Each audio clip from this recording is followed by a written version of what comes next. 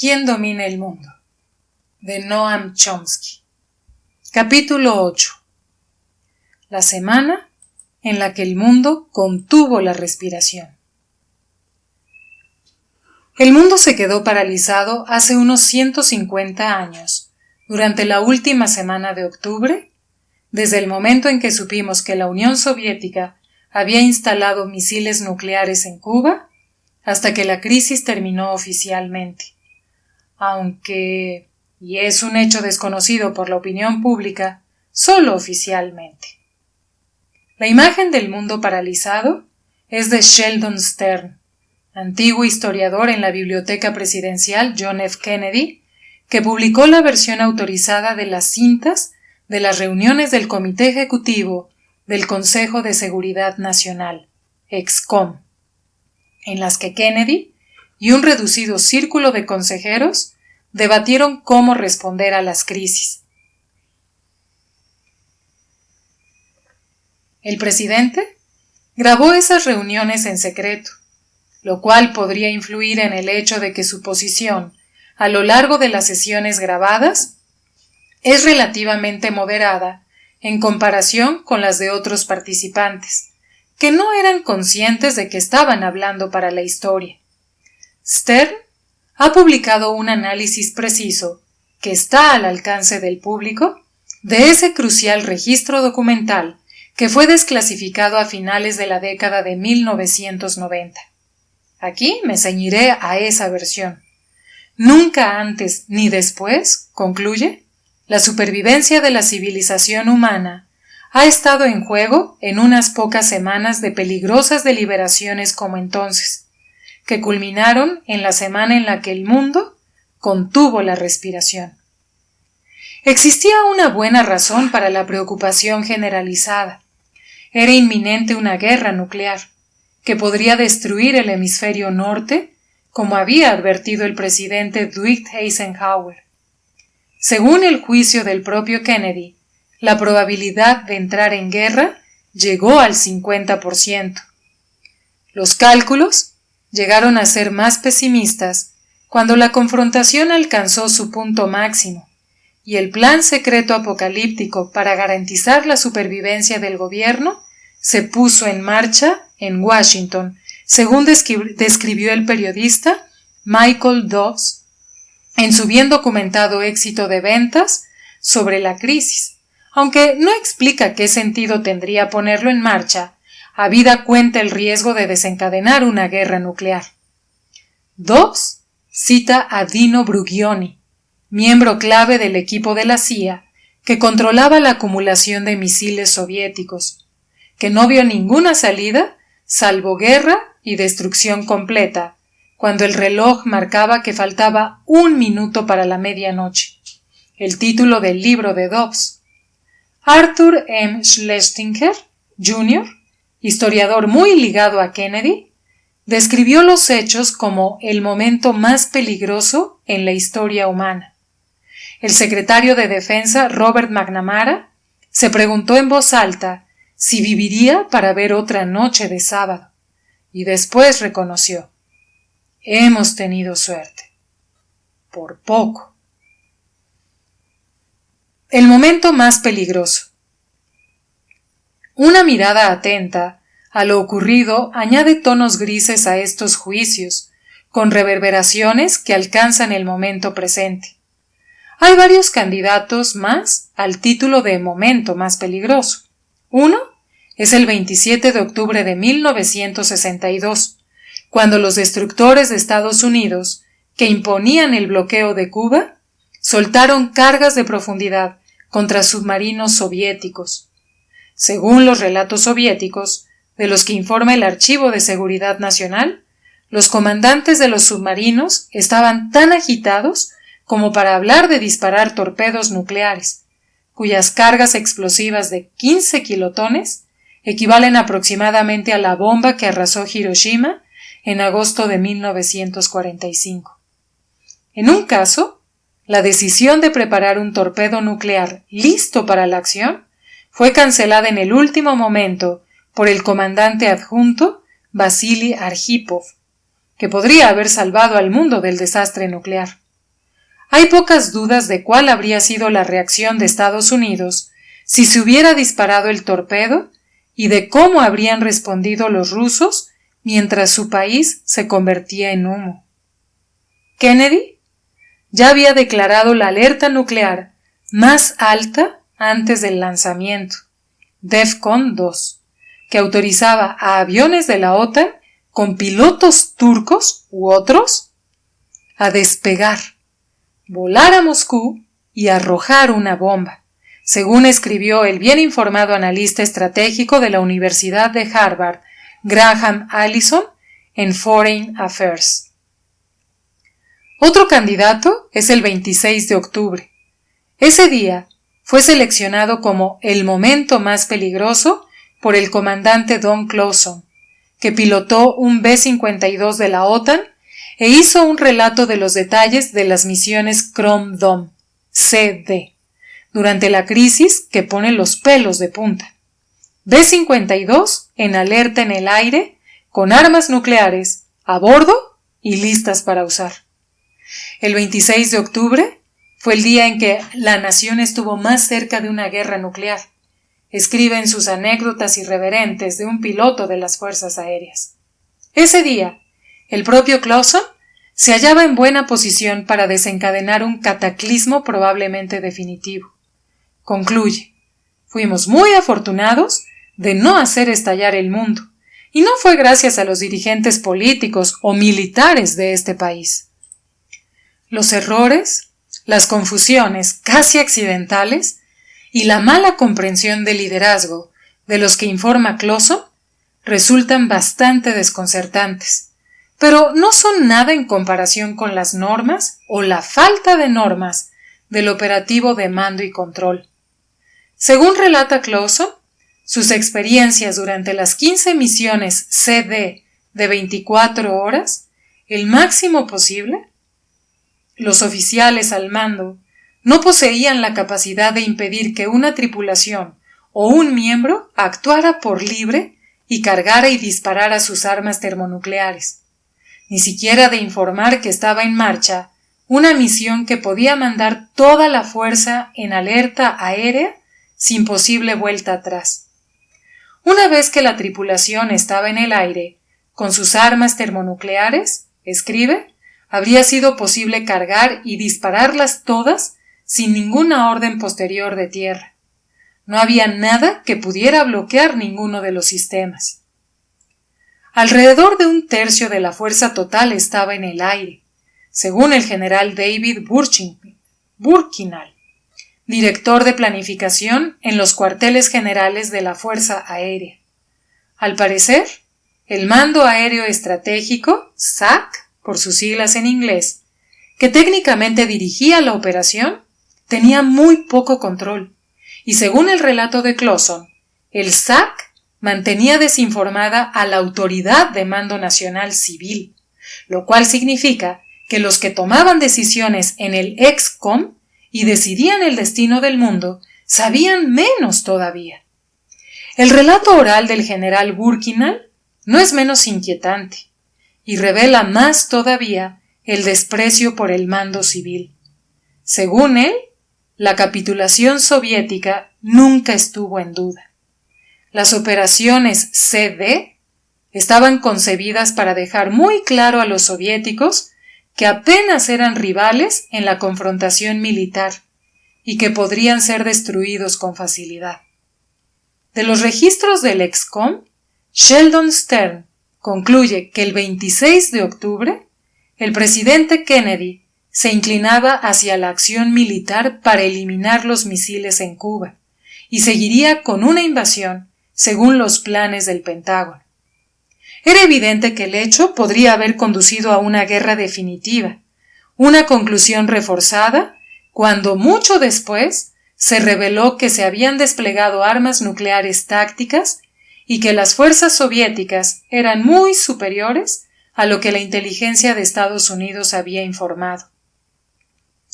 Cuando las reuniones del ExCom estaban llegando a su fin a las 6 horas del día 26, llegó una carta del primer ministro soviético Nikita Khrushchev, dirigida directamente al presidente Kennedy. Su mensaje parecía claro, escribe Stern. Los misiles serían retirados si Estados Unidos prometía no invadir Cuba. Al día siguiente, a las 10 horas, el presidente encendió de nuevo la grabadora secreta. Leyó en voz alta un cable que acababan de pasarle.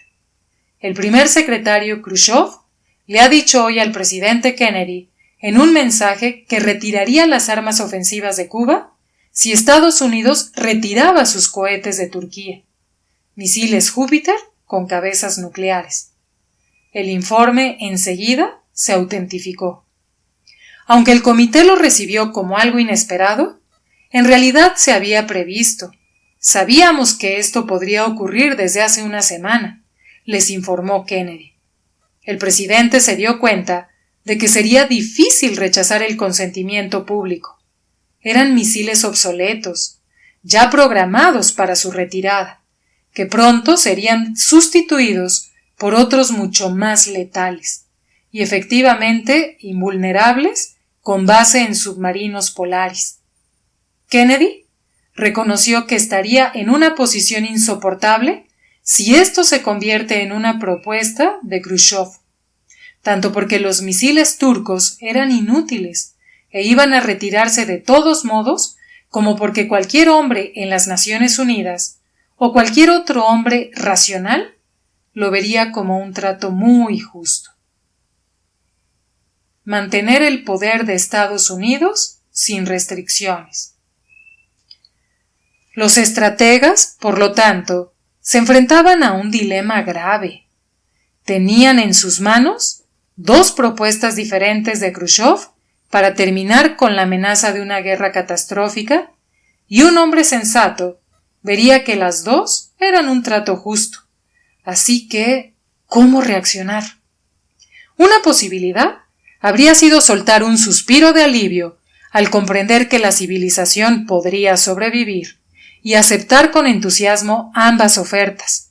Anunciar que Estados Unidos acataría la ley internacional y retiraría cualquier amenaza de invadir Cuba, y llevar adelante la retirada de misiles obsoletos en Turquía, tal como estaba planeado, para que la amenaza nuclear contra la Unión Soviética fuera mucho mayor, aunque solo fuera una parte del cerco global a la URSS.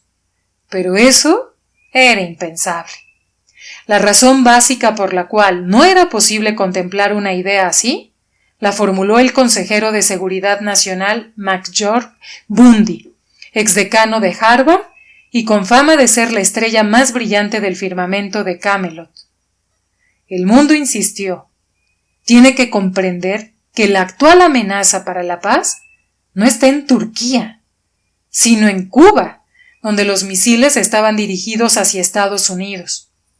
Una fuerza de misiles mucho más potentes de Estados Unidos, apuntados hacia el mucho más débil y más vulnerable enemigo soviético, no podía ser considerada una amenaza a la paz, porque nosotros somos buenos, como podría testificar mucha gente en el hemisferio occidental y más allá, entre muchas otras, las víctimas de la continuada guerra terrorista que Estados Unidos estaba librando entonces contra Cuba, o las personas barridas en la campaña de odio en el mundo árabe que tanto desconcertaba a Eisenhower, aunque no al Consejo de Seguridad Nacional, que lo explicaba con claridad.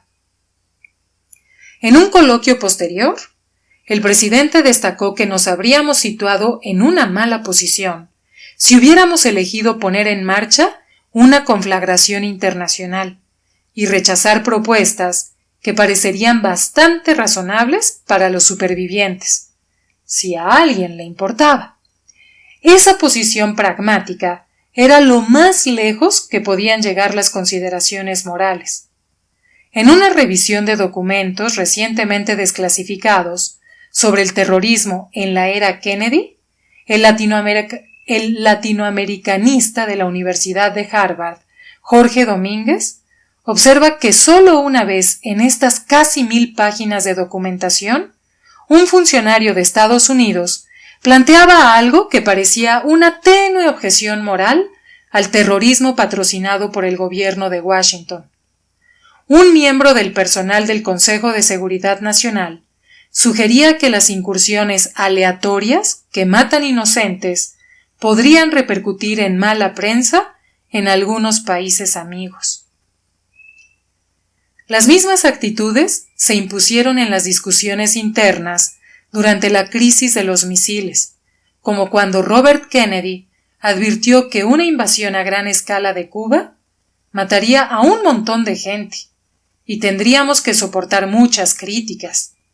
Y siguen siendo la actitud predominante en el presente, con muy raras excepciones, como es fácil de documentar. Podríamos haber estado en una posición todavía peor si el mundo hubiera sabido más de lo que Estados Unidos estaba haciendo en aquel momento. Solo en fechas recientes se ha descubierto que 6 meses antes, Estados Unidos había desplegado secretamente misiles en Okinawa, casi idénticos a aquellos que los rusos enviarían a Cuba. Estos seguramente apuntaban a China, en un momento de gran tensión en la zona. Hasta la fecha, Okinawa sigue siendo una base militar ofensiva fundamental de Estados Unidos, pese a las protestas de sus habitantes. Una falta de respeto injusta por el juicio de la humanidad. Las deliberaciones que siguieron son reveladoras, pero las dejaré de lado aquí. Llegaron a una solución. Estados Unidos se comprometió a retirar los misiles obsoletos de Turquía, pero no lo haría públicamente ni pondría la oferta por escrito. Era importante que se visualizara la rendición de Khrushchev. Se ofreció una justificación interesante, que expertos y periodistas aceptan como razonable. Como lo plantea Michael Dobbs, si daba la impresión de que Estados Unidos estaba desmantelando las bases de misiles de manera unilateral bajo presión de la Unión Soviética, la alianza, la OTAN, podría resquebrajarse. O, para reformularlo de manera un poco más precisa, si Estados Unidos sustituía los misiles inútiles por una amenaza más letal, como ya estaba planeado, en un trato con la Unión Soviética que cualquier hombre sensato consideraría muy justo, la OTAN podría resquebrajarse. A buen seguro, cuando la URSS retirara el único elemento disuasorio de Cuba contra la agresión continuada de Estados Unidos, con la seria amenaza de una invasión directa todavía en el aire, y se marchara en silencio de la escena, los cubanos se pondrían furiosos, como de hecho y con toda lógica ocurrió. Pero eso es una comparación injusta por las razones habituales. Nosotros somos seres humanos dignos de consideración, mientras que ellos solo son no personas, por adoptar el útil término de George Orwell. Kennedy también aceptó el compromiso informal de no invadir Cuba, pero con condiciones. No solo la retirada de los misiles, sino también la finalización, o al menos una gran disminución, de cualquier presencia militar rusa, a diferencia de Turquía, en las fronteras de la Unión Soviética, donde no podía contemplarse nada semejante. Si Cuba dejaba de ser un campamento armado, probablemente no invadiremos, en palabras del presidente. Añadió que si deseaba quedar libre de la amenaza de invasión, Cuba debía terminar su subversión política, expresión de Sheldon Stern, en Latinoamérica. La subversión política había sido un tema constante en la retórica de Estados Unidos durante años, invocada, por ejemplo, cuando Eisenhower derrocó el gobierno parlamentario de Guatemala y precipitó ese país torturado a un abismo del cual todavía tiene que salir. Este tema siguió siendo candente a lo largo de las brutales guerras terroristas de Ronald Reagan en Centroamérica en la década de 1980. La subversión política de Cuba consistía en apoyar a aquellos que resistían los asaltos asesinos de Estados Unidos y de sus regímenes satélites, y quizá en ocasiones, hasta horror de horrores, proporcionar armas a las víctimas. Aunque estas suposiciones están profundamente arraigadas en la doctrina imperante hasta resultar casi invisibles, a veces se explicitan en clave interna. En el caso de Cuba, el equipo de planificación política del Departamento de Estado explicó que el principal peligro que afrontamos con Castro está en el impacto que la existencia misma de su régimen tiene sobre el movimiento izquierdista en muchos países latinoamericanos. El hecho simple es que Castro representa un exitoso desafío a Estados Unidos, una negación de toda nuestra política hemisférica de casi un siglo y medio, desde que la doctrina Monroe anunció la intención de Washington, entonces irrealizable, de dominar el hemisferio occidental. El derecho a dominar es un principio rector de la política exterior de Estados Unidos que se encuentra casi por doquier, aunque se suele camuflar en términos defensivos. Durante los años de la Guerra Fría, invocando por costumbre la amenaza soviética, incluso cuando los rusos no se veían por ninguna parte. En el destacado libro del académico iraní Erband Abrahamian sobre el golpe de Estados Unidos y el Reino Unido para derrocar el régimen parlamentario de Irán en 1953, se revela un ejemplo de gran trascendencia contemporánea. Mediante un examen escrupuloso de los archivos, Abrahamian muestra de manera convincente que el relato habitual no se sostiene. La causa primera de tal intervención no fue la preocupación por la Guerra Fría, ni la irracionalidad iraní que minó las buenas intenciones de Washington, ni siquiera el acceso al petróleo o sus beneficios, sino que el nacionalismo independiente amenazaba la exigencia de control general de Estados Unidos con las implicaciones derivadas en cuanto al dominio global. Eso es lo que descubrimos una y otra vez al investigar casos, incluso el de Cuba, lo que nos sorprende, aunque en ese caso el fanatismo se merece un examen particular. La política de Estados Unidos hacia Cuba se condena con contundencia en toda Latinoamérica, y de hecho en la mayor parte del mundo, y se entiende que el justo respeto al juicio de la humanidad es una frase retórica sin sentido entonada mecánicamente el 4 de julio. Desde que se hacen encuestas sobre este asunto, se ve que una mayoría considerable de la población de Estados Unidos preferiría la normalización de las relaciones con Cuba, pero también eso es insignificante. Por supuesto, desoír a la ciudadanía es muy normal. Lo interesante en este caso es el rechazo de sectores económicamente poderosos de Estados Unidos que también prefieren la normalización y que suelen ser muy influyentes en la política, compañías energéticas, agrarias, farmacéuticas y otras. Eso sugiere que además de los factores culturales que asoman en la histeria de los intelectuales de Camelot, hay un poderoso interés del Estado en castigar a los cubanos. Salvar el mundo de la amenaza de destrucción nuclear. La crisis de los misiles terminó oficialmente el 28 de octubre. El resultado no se escondió. Aquella noche, en un especial emitido por la CBC, Charles Collingwood informó de que el mundo había salido de la más terrible amenaza de holocausto nuclear desde la Segunda Guerra Mundial, con una derrota humillante para la política soviética. Dobbs comentó que los soviéticos intentaron simular que el resultado era un triunfo más de la política pacifista de Moscú sobre los imperialistas belicistas, y que los dirigentes soviéticos, extremadamente prudentes y siempre razonables, habían salvado el mundo de la amenaza de destrucción nuclear. Al margen del habitual escarnio, el hecho es que el acuerdo de Khrushchev de capitular había salvado el mundo de la amenaza de destrucción nuclear. La crisis, no obstante, no había terminado. El 8 de noviembre, el Pentágono anunció que se habían desmantelado todas las bases de misiles conocidas de los soviéticos.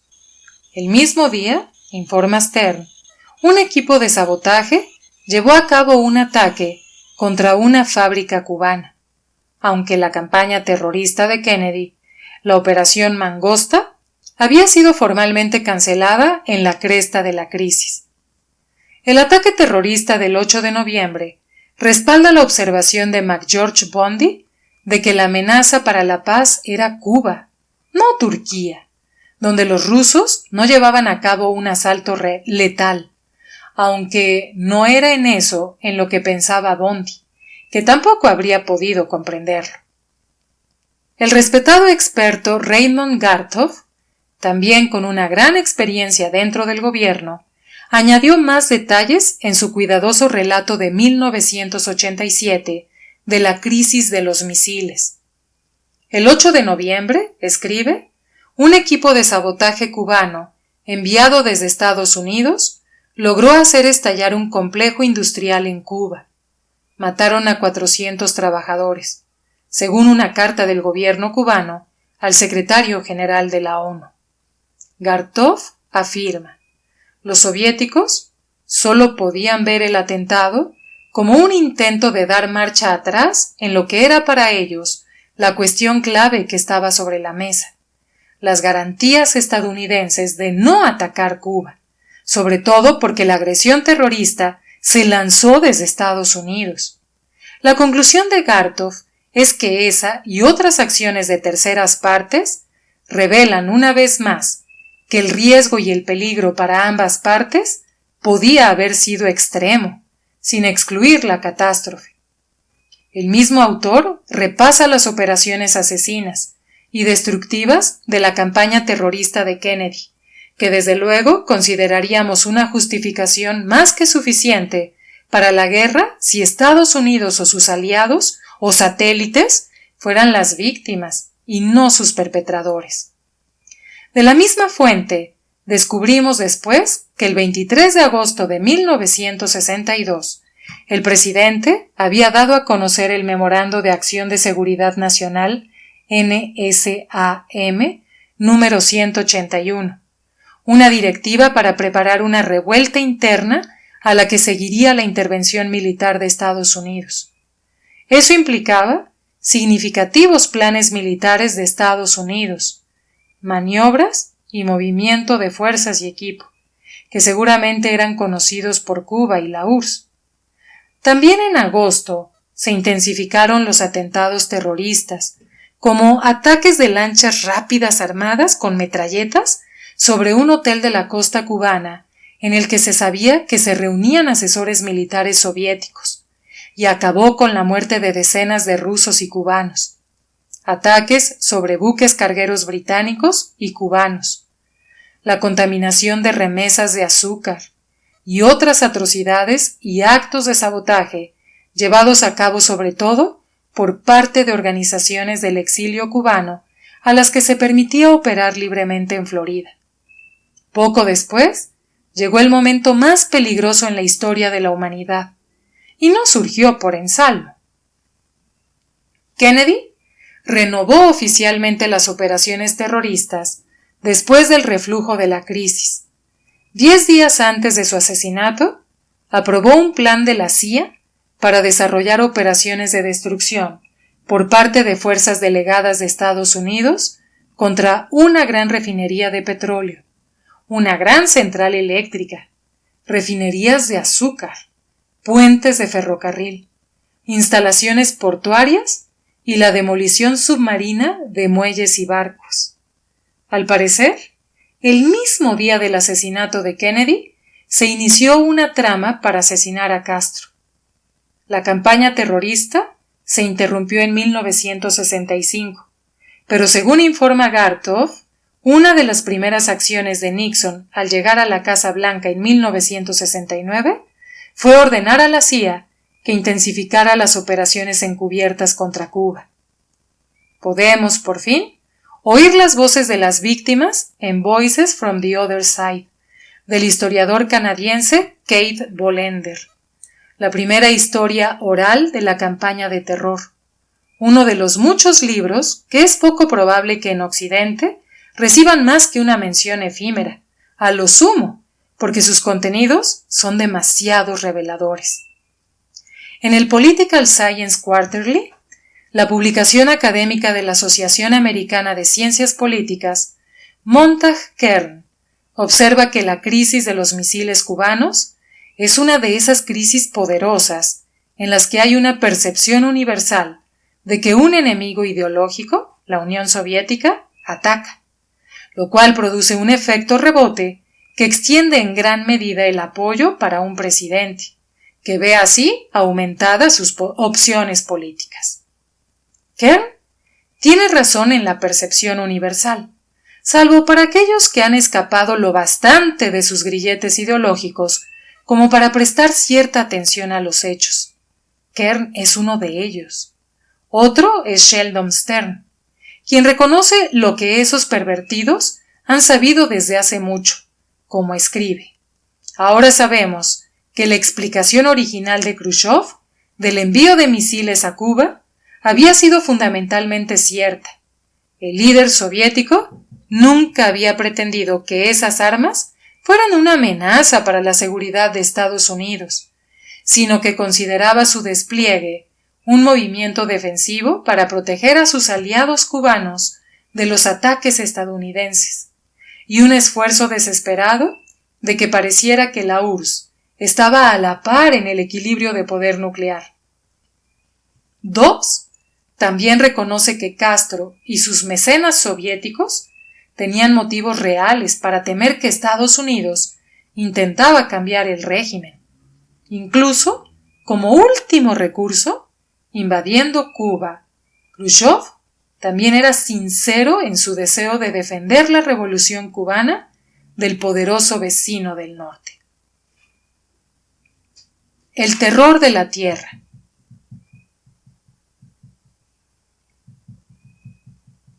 Internamente, era frecuente quitarle relevancia a los ataques estadounidenses, calificándolos de bromas estúpidas o diabluras de la CIA que se les fueron de las manos, lo cual está lejos de la verdad. Las mejores y más brillantes mentes habían reaccionado al fracaso de la invasión de Bahía de Cochinos casi con histeria, entre ellas el presidente, que informó solemnemente al país: las sociedades complacientes, caprichosas, blandas, están a punto de ser barridas con los escombros de la historia. Solo los fuertes pueden sobrevivir. Y por supuesto, creía que solo podrían sobrevivir mediante el terror masivo, aunque esa parte se mantuvo en secreto y sigue sin ser conocido por los lealistas, que perciben que el enemigo ideológico había atacado primero, la percepción casi universal, como observa Kern. Tras la derrota de la Bahía de Cochinos, escribe el historiador Piero Gleijeses, Kennedy impuso un embargo aplastante para castigar a los cubanos por derrotar una invasión dirigida por Estados Unidos, y pidió a su hermano, el fiscal general Robert Kennedy, que dirigiera el Comité Interdepartamental de alto nivel que supervisó la Operación Mangosta, un programa de operaciones paramilitares, guerra económica y sabotaje iniciado a finales de 1961 para lanzar el terror de la tierra sobre Fidel Castro y, de manera más prosaica, para derrocarlo. La expresión terror de la tierra es de Arthur Schlesinger, en su casi oficial biografía de Robert Kennedy, a quien se le asignó la responsabilidad de dirigir la guerra terrorista, y quien informó a la CIA de que el problema cubano tenía prioridad máxima para el gobierno de Estados Unidos. Todo lo demás es secundario. No hay que ahorrar tiempo, esfuerzos ni recursos humanos en el intento de derrocar el régimen de Castro. La Operación Mangosta fue dirigida por Edward Lansdale, que tenía amplia experiencia en contrainsurgencia, un término acuñado para designar el terrorismo que dirigimos nosotros. Lansdale elaboró un plan que conducía a una revuelta abierta y al derrocamiento del régimen comunista en octubre de 1962. La definición final del plan reconocía que el éxito definitivo requerirá la intervención decisiva de Estados Unidos después de que el terrorismo y la subversión hubieran sentado las bases para ello. La consecuencia implícita era que la intervención militar de Estados Unidos se produciría en octubre de 1962, cuando estalló la crisis de los misiles. Los sucesos recién revisados ayudan a explicar por qué La Habana y Moscú tenían buenas razones para tomarse en serio esas amenazas. Años después, Robert McNamara reconoció que Cuba tenía motivos para temer un ataque. Si yo hubiera sido cubano o soviético, también lo habría pensado, observó en una gran conferencia sobre la crisis de los misiles en su 40º aniversario. En cuanto al desesperado intento de Moscú de dar a la URSS la apariencia de igualdad, al cual se refiere Stern, hay que recordar que la muy ajustada victoria de Kennedy en las elecciones de 1960 dependió en buena medida de un desequilibrio de misiles, inventado para aterrorizar al país y condenar la debilidad de la administración Eisenhower en seguridad nacional. Había, de hecho, un desequilibrio de misiles, pero era claramente favorable a Estados Unidos.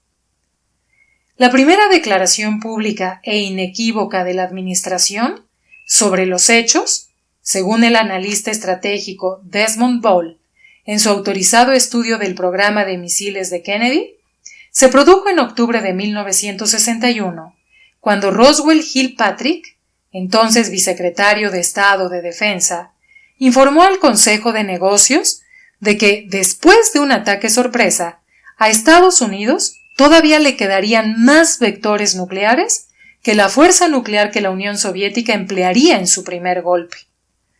Los soviéticos, por supuesto, eran bien conscientes de su debilidad y su vulnerabilidad. También eran conscientes de la reacción de Kennedy cuando Khrushchev ofreció reducir drásticamente la capacidad militar ofensiva y procedió a hacerlo de manera unilateral. El presidente Kennedy no respondió, sino que emprendió un enorme plan de armamento. Dueños del mundo, entonces y ahora. Las dos preguntas más cruciales sobre la llamada crisis de los misiles son cómo empezó y cómo terminó. Empezó con el ataque terrorista de Kennedy contra Cuba, con una amenaza de invasión en octubre de 1962.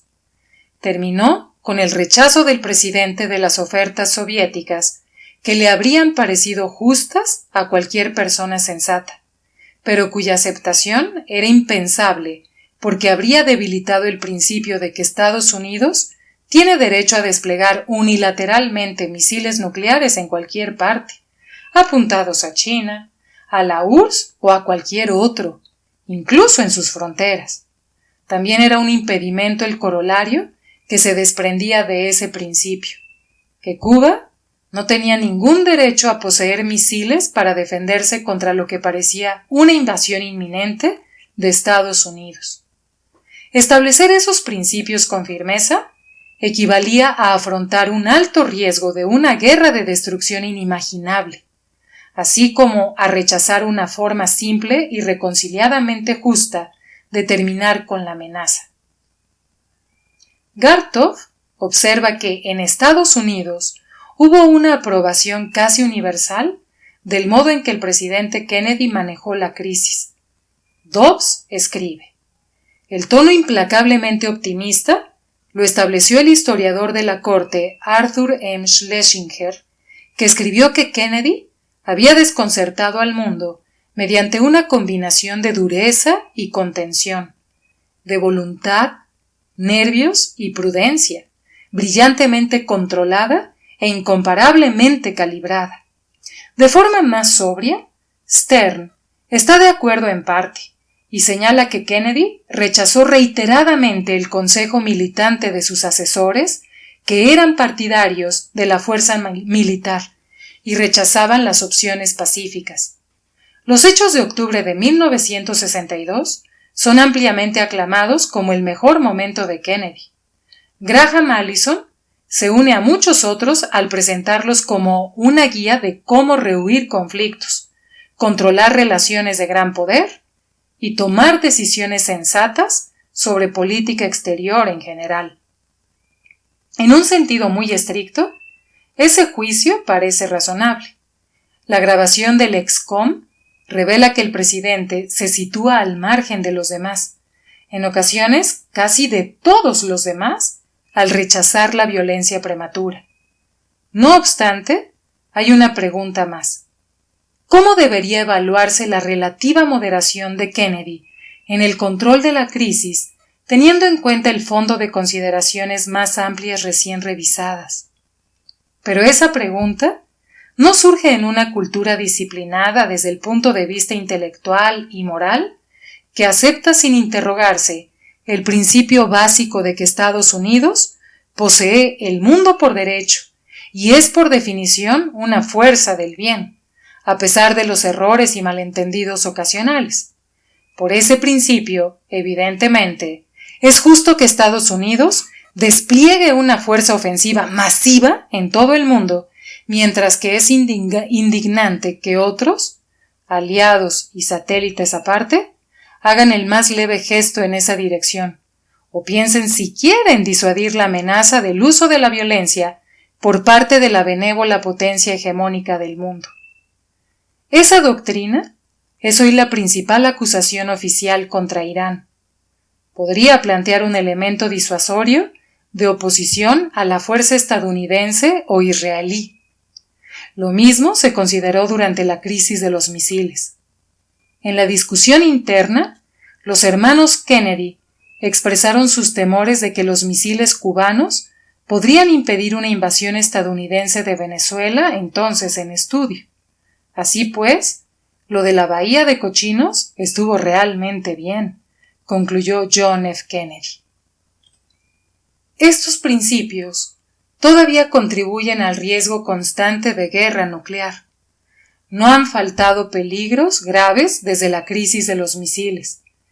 10 años después, durante la guerra árabe-israelí de 1973, el consejero de Seguridad Nacional, Henry Kissinger, anunció una alerta nuclear de alto nivel, DEFCON 3, para advertir a los soviéticos que no se inmiscuyeran. Al mismo tiempo y en secreto, estaba autorizando a Israel a violar el alto al fuego impuesto por Estados Unidos y la URSS. Cuando Ronald Reagan llegó a la presidencia unos años después, Estados Unidos lanzó operaciones para sondear las defensas rusas, simulando ataques aéreos y navales, mientras instalaba en Alemania misiles Pershing que tardarían de 5 a 10 minutos en volar hasta objetivos rusos, y por tanto proporcionaban lo que la CIA llamó una capacidad inmediata de primer golpe. Naturalmente, eso causó gran alarma en la Unión Soviética, que a diferencia de Estados Unidos, ha sido repetidamente invadida y casi destruida, y condujo a una gran amenaza de guerra en 1983. También ha habido centenares de casos en los que los sistemas automatizados han emitido falsas alarmas, y solo gracias a la intervención humana se ha abortado un golpe minutos antes del lanzamiento. No disponemos de información rusa, pero no cabe duda de que sus sistemas son mucho más susceptibles de sufrir un accidente. Entretanto, la India y Pakistán han llegado al borde de la guerra nuclear varias veces, y las fuentes de su conflicto siguen estando ahí. Ambos países, junto con Israel, se han negado a firmar el TNPN y han recibido el apoyo de Estados Unidos para desarrollar su programa de ese tipo de armamento.